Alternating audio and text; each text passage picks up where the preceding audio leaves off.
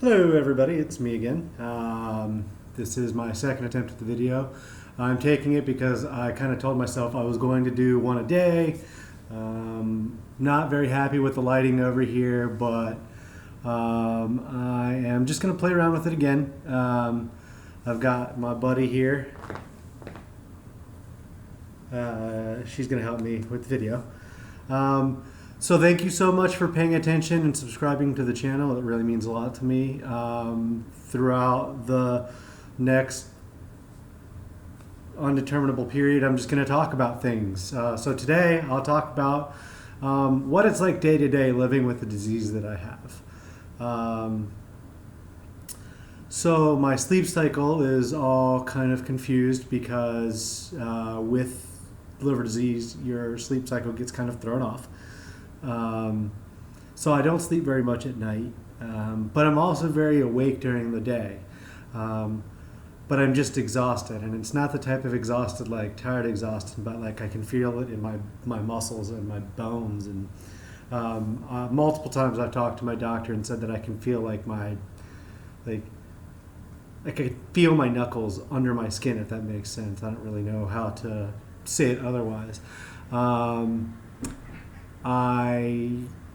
going to be very candid throughout this whole process.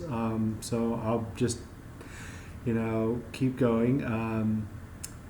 I have to rely on taking medicines to use the restroom effectively. One of the main things that causes like the fogginess and confusion and exhaustion is the backup of ammonia in my system because my liver can't filter it out. And unfortunately, since my liver can't filter that out, it's just building up in my body. And the only way that you can get rid of ammonia through your body is through using the restroom.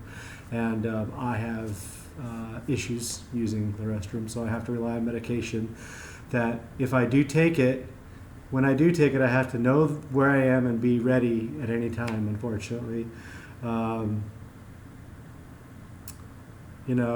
What caused the medical disability, I started having to focus a lot on numbers at work and getting numbers mixed up and not sleeping, and I ran into the back of somebody on my way to work one day, and it was just a random day, nice and sunny outside. I was completely paying attention. My phone was on the seat next to me.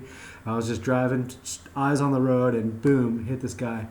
And we exchanged numbers, and he was like, "Hey, if the paint scratch causes my car not to start tomorrow morning, we'll take care of it. But otherwise, I think we're good to go." And the doctor said that I was not able to go back to work because it was so far away from where I live. So I called the doctor last week. He said I still can't go back to work. I'm currently still on the waiting list. I am doing odd jobs for people. So if you know of anybody that needs anything, holla.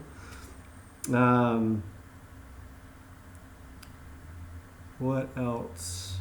I had another point, but see, that's one of the things is where I'm not as quick-witted as I used to be. And I mean, that's going to happen with everybody, but it's I notice it more so.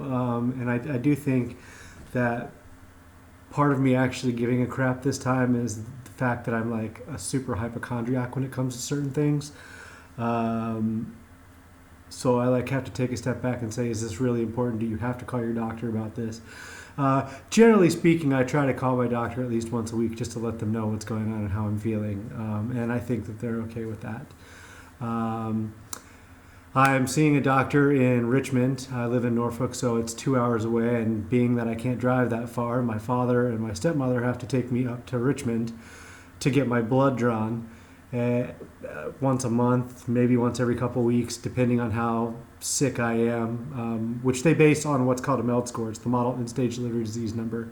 It takes 6 different enzyme levels, I suppose, in your blood, and that they come up with a number, and that determines how sick you are and where you should sit on the list. So it's an ever-flowing list.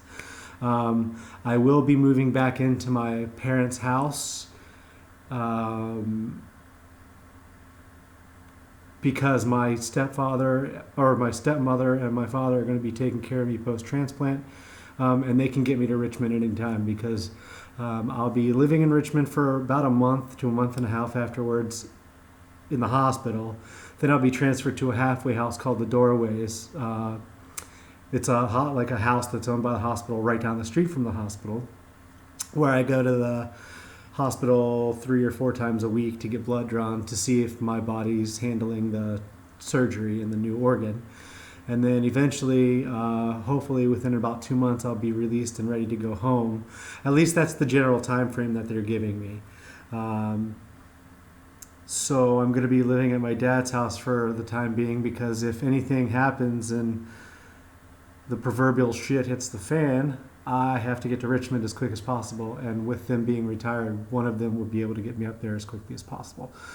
So I want to thank you guys again for watching and subscribing.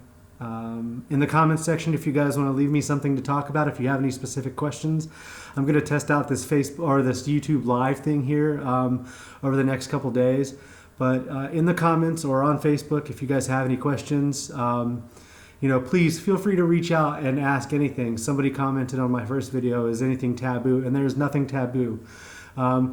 If anybody's going to learn anything from my unfortunate story, I want them to, because, if that's all I have left to give, then that's all I can do. So please, I encourage you to ask as many questions or any questions that you can or want. I don't mind answering anything. I will be putting up another video tomorrow. If I don't have any suggestions in the comments, I'll just choose something to talk about tomorrow. But thank you again, and I appreciate your time, and have an awesome day. All right.